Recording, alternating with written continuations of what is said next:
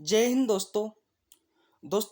आज general science test series की एक और कड़ी में आपका स्वागत है। दोस्तों, अगर आप कर रहे हो सरकारी नौकरी की तैयारी और आपको चाहिए सरकारी नौकरी, तो आपके सपनों को साकार करने के लिए, आपके माँ बाप के सपनों को साकार करने के लिए मैं इस यूट्यूब चैनल पर जनरल साइंस पढ़ाता हूँ। दोस्तों, मेरा नाम है रवि मीणा। आपका हमारे YouTube channel logic science academy पर तहे दिल से स्वागत है। दोस्तों, general science test series number 10 आज हम चर्चा करने वाले हैं general science test series number 10। दोस्तों, इसका जो पहला क्वेश्चन है वह है ब्लीचिंग पाउडर का सूत्र। पहला क्वेश्चन है दोस्तों कि ब्लीचिंग पाउडर का सूत्र क्या होता है। ब्लीचिंग पाउडर का सूत्र है दोस्तों, एक बात और बता दूं मैं आपको क्वेश्चन स्टार्ट करने से पहले, इस टेस्ट सीरीज में मैंने जितने भी क्वेश्चन मैंने आपसे चर्चा की है, जितने भी क्वेश्चन मैंने आपको बताए हैं, जितने भी क्वेश्चन मैंने पढ़ाए हैं दोस्तों, वो किसी न किसी एग्जाम में आए हुए हैं या फिर किसी न किसी एग्जाम में आए हुए क्वेश्चन से वह संबंधित है। दोस्तों, पहला क्वेश्चन है ब्लीचिंग पाउडर का सूत्र है। Option number A CaO, option number B CaOH2, option number C CaOCl2 plus H2O, option number D CaSO4.2H2O। दोस्तों, इसका जो राइट आंसर है वो है option number C CaOCl2 plus में H2O। बात क्लियर है। इसे कहा जाता है दोस्तों कैल्शियम हाइड्रोक्साइड। क्या कहा जाता है इसे? कैल्शियम हाइड्रोक्साइड कहा जाता है ब्लीचिंग पाउडर को। दोस्तों, अब मैं इसके अंदर एक इस चीज बताने वाला हूं जो कि हर एग्जाम के लिए इंपॉर्टेंट है और अधिकांश एग्जामों में पूछी जाती है। दोस्तों, आपने सुना होगा जो CaO होता है दोस्तों, इसे कहा जाता है बिना भुजा हुआ चूना। बिना भुजा चूना, ठीक है, समझ में आ गया? बिना भुजा हुआ चूना। दोस्तों, बिना भुजे हुए चूने में जब मैं पानी मिला देता हूं दोस्तों, जब मैं पानी डाल देता हूं बिना भुजे हुए चूने में, तो ये बन जाता है दोस्तों CaO प्लस में H2O। और जब दोस्तों इसकी अभिक्रिया करवाता हूँ दोस्तों, दोनों को जोड़ता हूँ, तो मेरा फाइनल रिजल्ट जो मिलकर के आता है दोस्तों वो आता है CaOH2। दोस्तों, दो ऑक्सीजन है, दो हाइड्रोजन है, और H2O मिलकर क्या बनाता है दोस्तों? जल बनाता है, ठीक है। तो CaOH2 दोस्तों ये हो गया कैल्शियम हाइड्रोक्साइड। ये क्या है? कैल्शियम हाइड्रोक्साइड है। और कैल्शियम हाइड्रोक्साइड को क्या कहा जाता है दोस्तों? बुझा हुआ चूना कहा जाता है। तो ये जो मैंने सूत्र लिखा है दोस्तों, ये है बुझा हुआ चूना। ये कैसा चूना है दोस्तों? बुझा हुआ चूना। अब आपको ध्यान रखना है, मैंने लास्ट में क्या लिखा था? CaOH2 calcium hydroxide. यह है दोस्तों बुझा हुआ चूना। कैसा हुआ था ये? बुझा हुआ चूना था। बात क्लियर है।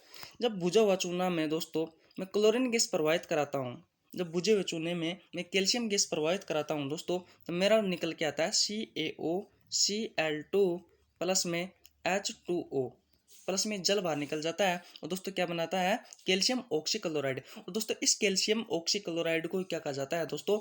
ब्लीचिंग पाउडर कहा जाता है। बात समझ में आ गई दोस्तों? CaO ये तो था बिना भुजा चूना। CaO में जब दोस्तों मैंने जल मिलाया तो क्या निकल के आया? भुजा हुआ चूना। ये निकल के आया CaOH2 जिसे कहा जाता है कैल्शियम हाइड्रोक्साइड। दोस्तों, कैल्शियम हाइड्रोक्साइड में मैंने क्लोरीन गैस प्रवाहित करवाई तो मेरा क्या बना था दोस्तों? ये बना था CaOCl2 plus H2O calcium oxychloride. और इस कैल्शियम ऑक्सीक्लोराइड को क्या कहा जाता है दोस्तों? ब्लीचिंग पाउडर कहा जाता है। बात क्लियर है। ऑप्शन नंबर डी की बात आती है दोस्तों कि ऑप्शन नंबर डी क्या है। दोस्तों, ऑप्शन नंबर ए मैंने बता दिया, CaO होता है वो बिना भुजा हुआ चूना होता है, CaOH2 होता है भुजा हुआ चूना होता है। जब इसमें क्लोरीन गैस प्रवाहित करवा दी जाती है तो CaOCl2 जो कि कैल्शियम ऑक्सीक्लोराइड होता है, इसे ब्लीचिंग पाउडर भी कहा जाता है दोस्तों। अब बात आती है दोस्तों ऑप्शन नंबर डी की कि CaSO4.2H2O होता क्या है। तो दोस्तों ये होता है, इसका जो रासायनिक नाम है वह है कैल्शियम सल्फेट। Calcium sulphate. और इसे क्या कहा जाता है दोस्तों? इसे कहा जाता है जिप्सम, जो कि बहुत इंपॉर्टेंट है दोस्तों। 4-5 मैंने जो सूत्र बताए हैं दोस्तों बहुत इंपॉर्टेंट है, बहुत इंपॉर्टेंट है, बहुत बार एग्जाम में पूछे जाते हैं दोस्तों। और आपको ध्यान रखना है, जो कैल्शियम सल्फेट होता है दोस्तों, कैल्शियम सल्फेट होता है जो जिप्सम होता है CaSO4.2H2O दोस्तों, ये होता है जिप्सम। और अगर आप इस जिप्सम को 110 डिग्री सेंटीग्रेड पर गर्म करते हो, 110 डिग्री सेंटीग्रेड पर गर्म करते हो, तो एक सूत्र निकल के आता है CaSO4.1/2 H2O। दोस्तों यह प्लास्टर ऑफ पेरिस, POP भी कहा जाता है इसे, प्लास्टर ऑफ पेरिस। दोस्तों इस प्लास्टर ऑफ पेरिस को उपयोग किया जाता है हड्डियों को जोड़ने में। बात क्लियर है, हड्डियों पर प्लास्टर चढ़ाते हैं ना दोस्तों, उसमें इस प्लास्टर ऑफ पेरिस का ही उपयोग किया जाता है। तो आपको ध्यान रखना है CaSO4.2H2 यानी जिप्सम को 110 डिग्री सेंटीग्रेड पर जब गर्म किया जाता है तो CaSO4.1-2H2O यानी प्लास्टर ऑफ पेरिस का निर्माण होता है। बात क्लियर है। और दोस्तों आपको फिर एक बार और मैं दोबारा रिवीजन करा देता हूँ, ये होता है CaO बिना बुझा हुआ चूना। जब दोस्तों इसमें जल डालते हैं तो बुझ जाता है ये चूना और ये बना लेता है CaOH2। बात क्लियर है। जब दोस्तों इसमें CaOH2, ठीक है, और ये होता है दोस्तों बुझा हुआ चूना। जब दोस्तों इसमें क्लोरीन गैस प्रवाहित करवाई जाती है दोस्तों, तो दोस्तों ये निकल के आता है CaOCl2 प्लस H2O। दोस्तों ये होता है ब्लीचिंग पाउडर। बात क्लियर है। यहाँ तक तीन चीज पहले बताई थी, दो चीज बाद में बताई थी, जिप्सम और plaster of Paris.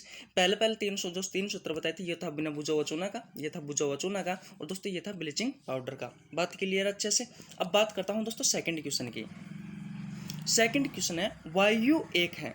Option number ए यौगिक, ऑप्शन नंबर बी तत्व, ऑप्शन नंबर सी मिश्रण, ऑप्शन नंबर डी विद्युत अपघट्य। तो दोस्तों आपको ध्यान रखना है, जो वायु है वो एक प्रकार की मिश्रण है। एग्जाम में पूछा हुआ था दोस्तों, एग्जाम में आया हुआ था ये क्वेश्चन ऐसे कैसे ही। अब चलता हूँ दोस्तों नेक्स्ट क्वेश्चन की ओर। स्टेनलेस स्टील मुख्यतः मिश्र धातु है। दोस्तों जो स्टेनलेस जो स्टील होती है हमारी, किसकी मिश्र धातु है? जस्ता है तांबा की, ऑप्शन नंबर ए में दिया हुआ है। ऑप्शन नंबर बी में है कॉपर प्लस जिंक प्लस निकल की। ऑप्शन नंबर सी में दिया हुआ है कॉपर प्लस टिन की। ऑप्शन नंबर डी में दिया हुआ है लोहा प्लस क्रोमियम की। तो दोस्तों आपको ध्यान रखना है, स्टेनलेस जो स्टील होती है, जो मिश्र धातु है, वो है लोहा प्लस क्रोमियम की, लोहा प्लस क्रोमियम की। ऑप्शन नंबर ए की बात कर लेता हूं दोस्तों। जो ऑप्शन नंबर ए है, ये किसकी मिश्र धातु है? जो ऑप्शन नंबर ए है, जस्ता प्लस तांबा से मिलकर के दोस्तों किसका निर्माण होता है? तो आपको पता है, जस्ता प्लस तांबा से मिलकर किसका निर्माण होता है दोस्तों? पीतल का निर्माण होता है। इसके बाद में दोस्तों मैं ऑप्शन नंबर बी की बात कर लेता हूं। जो ऑप्शन नंबर बी होता है कॉपर, कॉपर जिंक और निकल। दोस्तों कॉपर और जिंक निकल मिलकर दोस्तों किसका निर्माण करते हैं? तो दोस्तों आपको पता है ये निर्माण करते हैं दोस्तों जर्मन सिल्वर का। किसका निर्माण करते हैं दोस्तों? जर्मन सिल्वर का। बात क्लियर है। उसके बाद दोस्तों मैं बात कर लेता हूं ऑप्शन नंबर सी की, कॉपर प्लस, एक मिनट, कॉपर प्लस टिन। दोस्तों कॉपर प्लस टिन किसका निर्माण करते हैं? तो कॉपर प्लस टिन मिल करके दोस्तों ये निर्माण करते हैं कांसा का। किसका निर्माण करते हैं? कांसा का। तो आपको ध्यान रखना है दोस्तों, जस्ता प्लस तांबा मिलकर किसकी, जस्ता और तांबा किसकी मिश्र धातु है? पीतल की है। या मैं कह सकता हूं कि जस्ता और तांबा जो मिश्र धातु है ये किसकी है? पीतल की है। और पीतल का निर्माण कौन सी धातु करते हैं? जस्ता प्लस तांबा करती है। कॉपर प्लस जिंक प्लस निकल किसकी मिश्र धातु है? जर्मन सिल्वर की है। कॉपर प्लस टिन किसकी मिश्र धातु है? कांसा की है। और लोहा प्लस क्रोमियम किसकी मिश्र धातु है? यह स्टेनलेस स्टील की। बात क्लियर है। क्वेश्चन आपको अच्छे समझ में आ गया होगा। चलता हूं दोस्तों नेक्स्ट क्वेश्चन की ओर। दोस्तों मैं हर सीरीज में बताता हूँ दोस्तों एक चीज़ मैं आपको, कि होता क्या है कि हम जब एग्जाम देने जाते हैं तो क्वेश्चन को अच्छे से नहीं पढ़ते। इसलिए दोस्तों पहले क्वेश्चन को अच्छे से पढ़ना चाहिए। अगर आप क्वेश्चन अच्छे से नहीं पढ़ोगे तो उसका आंसर अच्छे से नहीं दे पाओगे। अगर आपको क्वेश्चन समझ में आ गया तो 100 में से 80% उसके चांस बन जाते हैं दोस्तों कि आप उस क्वेश्चन का आंसर दे सकते हो। लेकिन जब आपके वो क्वेश्चन समझ में ही नहीं आया है तो फिर आप उसका आंसर कैसे दे सकते हो? इसलिए दोस्तों क्वेश्चन को एक बार नहीं 2 बार पढ़ो, अच्छे से पढ़ो, और उसके बाद में दोस्तों उसका आंसर दो। दोस्तों एक बात और बता देता हूँ साथ ही साथ में, अगर आप चैनल पर नए हो तो चैनल को सब्सक्राइब कर लीजिए, वीडियो को लाइक करो, और वीडियो को अपने दोस्तों के पास शेयर जरूर कर देना यार। बहुत मेहनत करता हूँ, बहुत ज़्यादा, और आपके लिए ही तो कर रहा हूँ यार, मुझे क्या मिलेगा इससे। क्वेश्चन नंबर 4 है दोस्तों, 18 कैरेट के मिश्रित सोने में शुद्ध सोने का कितना प्रतिशत होता है? Option number A 17%, option number B 25%, option number C 75%, option number D 85%। दोस्तों आपने सुना होगा जो 24 कैरेट सोना होता है ये शुद्धतम होता है। कैसा होता है? शुद्धतम होता है। अब क्वेश्चन ने पूछा है दोस्तों कि जो 18 कैरेट जो सोना है, जो 18 कैरेट जो सोना है, इस 18 कैरेट सोने में, 18 कैरेट मिश्रित सोने में शुद्ध सोने की मात्रा कितनी है? क्या पूछा है दोस्तों? शुद्ध सोने का कितना प्रतिशत है? तो दोस्तों 18 कैरेट मिश्रित है। बात क्लियर है। शुद्ध सोना कितना है? शुद्ध सोना कितना होता है? तो 24 कैरेट होता है। जो अभी मैंने आपको बताया। और दोस्तों प्रतिशत पूछा है तो प्रतिशत के लिए गुणा कर देता हूँ 100 से। ठीक है, 6 से काटूंगा दोस्तों तो 3 बार गए, और 24 4 बार गए, और 24 को अगर 4 को 100 से काटूंगा तो कितनी बार जाएगा, 25 बार। 25 को 100 होता है, और 25 इंटू 3 करता हूँ दोस्तों, कितना आएगा, 75%। दोस्तों ये क्वेश्चन बहुत इंपॉर्टेंट है और आपको ध्यान रखना है। कभी कभी डायरेक्ट सोने की शुद्धता पूछ ली जाती है, तो 24 कैरेट सोने में शुद्धता पाई जाती है। तो इसका राइट आंसर कितना हो गया दोस्तों, 75 हो गया। मैंने क्वेश्चन था दोस्तों 18 कैरेट के मिश्रित सोने में शुद्ध सोने का कितना प्रतिशत होता है दोस्तों, तो 75% होता है। कैसे होता है, 18 कैरेट शुद्ध मिश्रित है, 18 कैरेट सोना क्या है, मिश्रित है। शुद्धता पूछिए तो शुद्धता कितने में होती है, 24 में। प्रतिशत के लिए 100 से गुणा कर देता हूँ, 3 बार गया, 4 बार गया, 4 से ये 25 बार गया, और 25 इंटू 3 करूंगा दोस्तों, इसका राइट आंसर कितना हो जाएगा, 75 हो जाएगा। आपको अच्छे समझ में आ गया होगा। अब दोस्तों चलता हूँ नेक्स्ट क्वेश्चन की ओर। सिगरेट लाइटर में कौन सी गैस प्रभावित होती है। Option number A butane, option number B propane, option number C ethane, option number D methane. सबसे पहले मैंने कुछ उत्तर लिख देता हूँ। जो ब्यूटेन होता है दोस्तों, ये होता है C4H10। बात क्लियर है। उसके बाद तो प्रोपेन होता है दोस्तों, जो प्रोपेन का जो सूत्र होता है वो होता है C3H8। इसके बाद में एथेन लिख लेता हूँ दोस्तों। जो एथेन होता है, एथेन का जो सूत्र होता है दोस्तों, ये होता है C2H4। दोस्तों मीथेन का जो सूत्र होता है वो होता है CH4। बात क्लियर है, सूत्र समझ में आ गया। अब बात आती है कि सिगरेट लाइटर में कौन सी गैस प्रभावित होती है। जो दोस्तों जो सिगरेट लाइटर होता है उसमें जो गैस प्रभावित होती है वो होती है ब्यूटेन। कौन सी होती है, ब्यूटेन होती है दोस्तों। और इसका जो रासायनिक सूत्र होता है वो मैंने बताया था C4H10 होता है। इससे संबंधित दोस्तों एक क्वेश्चन और बता देता हूं मैं आपको। जो रसोई गैस सिलेंडर होता है, इस रसोई गैस सिलेंडर में जो गैसें होती है दोस्तों, वो होती है प्रोपेन प्लस ब्यूटेन। ये दोनों गैस होती है, प्रोपेन प्लस ब्यूटेन होती है। और दोस्तों आपने देखा होगा कि जब रसोई गैस सिलेंडर में जब गैस निकलती रहती है, जब रिसाव होती रहती है, तो उस समय दोस्तों हमें गंध आती है, लेकिन आपको पता नहीं है। आपको पता भी होगा, शायद कंफर्म नहीं है, बहुत सारे स्टूडेंटों को पता भी होगा, बहुत सारों को नहीं भी पता होगा। जो ब्यूटेन और प्रोपेन गैस होती है दोस्तों, ये गंधहीन और रंगीन गैस होती है, गंधहीन गैस होती है। तो इसमें दोस्तों रिसाव को पता लगाने के लिए, इसमें दोस्तों एक पहचानने के लिए एक मिलाई जाती है एथिल मरकेप्टेन। दोस्तों ये एथिल मरकेप्टेन है, ये दोस्तों रिसाव का पता लगाने के लिए इसमें मिलाई जाती है। तो आपको ध्यान रखना है, जो रसोई गैस सिलेंडर होता है इसमें ब्यूटेन प्लस प्रोपेन गैस होती है। और दोस्तों इसका रिसाव का पता लगाने के लिए इसमें क्या मिलाया जाता है दोस्तों, एथिल मरकेप्टेन मिलाया जाता है दोस्तों। बात क्लियर है। अब चलता हूँ नेक्स्ट क्वेश्चन की ओर। दोस्तों नेक्स्ट क्वेश्चन है, कार्बोहाइड्रेट का सर्वाधिक पाचन होता है। ऑप्शन नंबर ए मुख्य गुहा में, ऑप्शन नंबर बी आमाशय में, ऑप्शन नंबर सी छोटी आंत में, ऑप्शन नंबर डी इनमें से कोई नहीं।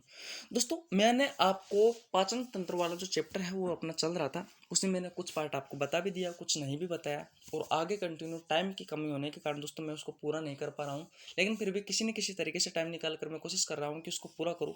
और दोस्तों बहुत जल्दी रेगुलर क्लासें आने वाली हैं, एक नया बोर्ड होगा, एक नई स्क्रीन होगी, सब कुछ नया होगा दोस्तों। आप जुड़े रहिए हमारे साथ, बस आपको एग्जाम में पार करा के जाएंगे दोस्तों, आपको एग्जाम पार करा के जाएंगे, बिना एग्जाम पार कराए हम नहीं जाने वाले। दोस्तों मेरा क्वेश्चन था, कार्बोहाइड्रेट का सर्वाधिक पाचन होता है मुख्य गुहा में, आमाशय में, छोटी आंत में, या इनमें से कोई नहीं। तो जो कार्बोहाइड्रेट होता है दोस्तों, सबसे पहले पाचन तंत्र का जो मार्ग बता देता हूँ। सबसे पहले मुख होता है, मुख के बाद में जो भोजन जाता है दोस्तों मुख्य गुहा में जाता है, मुख्य गुहा के बाद में दोस्तों ग्रसनी में जाता है, और ग्रसनिका के बाद में दोस्तों गर्शिका में जाता है, गर्शिका के बाद में दोस्तों भोजन आमाशय में जाता है, आमाशय के बाद में दोस्तों जाता है छोटी आंत में, आमाशय के बाद में जाता है दोस्तों छोटी आंत में, और छोटी आंत के बाद में दोस्तों जो भोजन जाता है वो जाता है बड़ी आंत में, और बड़ी आंत के बाद में दोस्तों मलाशय में जाता है, और मलाशय के साथ ही दोस्तों खा निकल जाता है, गुद्दा द्वारा के द्वारा निकल जाता है। दोस्तों मोबाइल की स्क्रीन है, पूरी तरीके से नहीं लिख पाता, लेकिन मैं जो बोल रहा हूँ उस पर आप ध्यान दीजिए। सबसे पहले जो भोजन जाता है मुख में जाता है, फिर मुख गुहा में जाता है, फिर ग्रसनी में जाता है, फिर गर्शिका में जाता है, फिर छोटी आंत में जाता है, फिर बड़ी आंत में जाता है, फिर मलाशय में जाता है, और फिर दोस्तों गुदा द्वारा के द्वारा उसे बाहर निकाल दिया जाता है।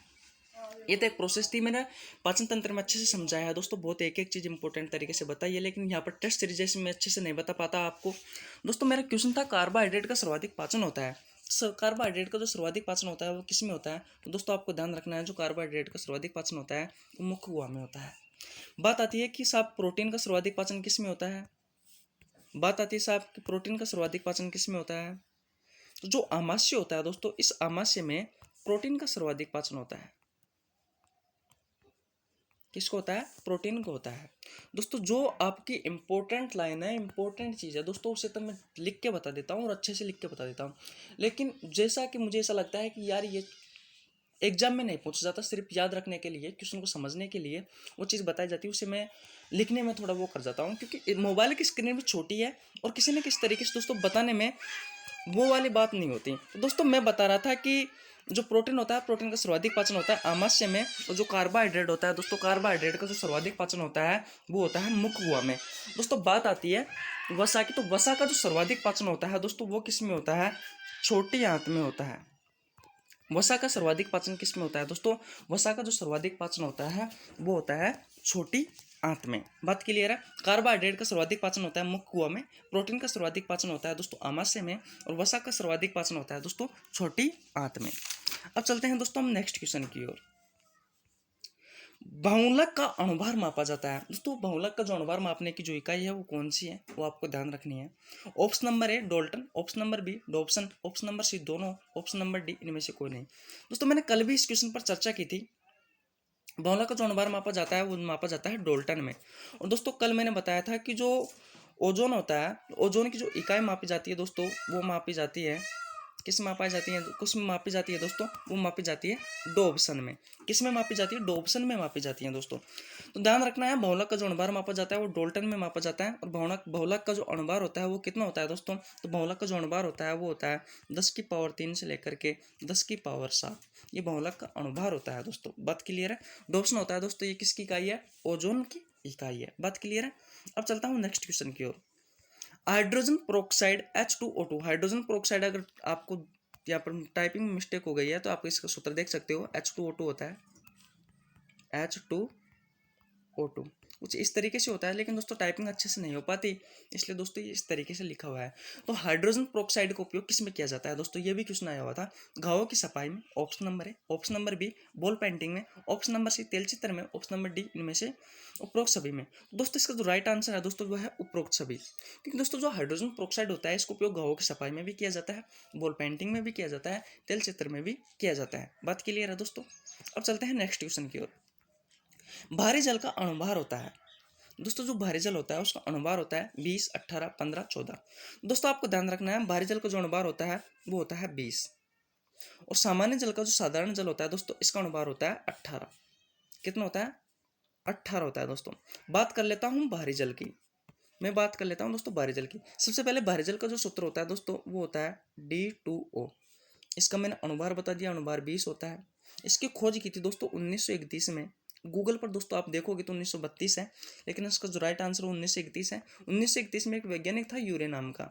इस यूरे ने 1931 में भारी जल की खोज की थी, और दोस्तों इसे 1934 में इस यूरे नामक वैज्ञानिक को नोबेल पुरस्कार दिया गया था। 1931 में इसने भारी जल की खोज की थी और 1934 में इसे नोबेल पुरस्कार भी दिया गया था। दोस्तों जो भारी जल है, इस भारी जल का जो उपयोग किया जाता है दोस्तों, भारी जल है, इस भारी जल का जो उपयोग किया जाता है दोस्तों वो किया जाता है नाभिकीय जो भट्टी होती है दोस्तों, नाभिकीय भट्टी होती है, इसमें मंदक के रूप में उपयोग किया जाता है। नाभिकीय भट्टियों में मंदक के रूप में इस भारी जल का उपयोग किया जाता है। तो आपको ध्यान रखना है, भारी जल की खोज एक वैज्ञानिक था यूरे नाम को 1931 में की थी। 1934 में दोस्तों इसे नोबेल पुरस्कार दिया गया था। और भारी जल का जो अणुभार होता है दोस्तों वो 20 होता है। साधारण जल का जो सूत्र होता है दोस्तों वो H2O होता है, आप सब जानते हो। और इसका जो अणुभार होता है वो कितना होता है दोस्तों? 18 होता है। बात क्लियर हो गई होगी दोस्तों आपको अच्छे से। अब चलता हूँ मैं नेक्स्ट क्वेश्चन की ओर। किसमें प्रोटीन नहीं पाई जाती दोस्तों? मांस में, दूध में, चावल में और दाल में। तो दोस्तों आपको पता है जो प्रोटीन है वो चावल में नहीं पाई जाती। किसमें नहीं पाई जाती दोस्तों? चावल में नहीं पाई जाती। चावल में नहीं पाई जाती। चावल में क्या पाया जाता है दोस्तों? तो चावल में कार्बोहाइड्रेट पाया जाता है। चावल में क्या पाया जाता है दोस्तों? कार्बोहाइड्रेट पाया जाता है। और दोस्तों प्रोटीन सर्वाधिक किसमें पाई जाती है? तो आपको पता है सोयाबीन में पाई जाती है। कितनी पाई जाती हैं? लगभग 46% की मात्रा में सोयाबीन में, दालों में प्रोटीन पाई जाती है।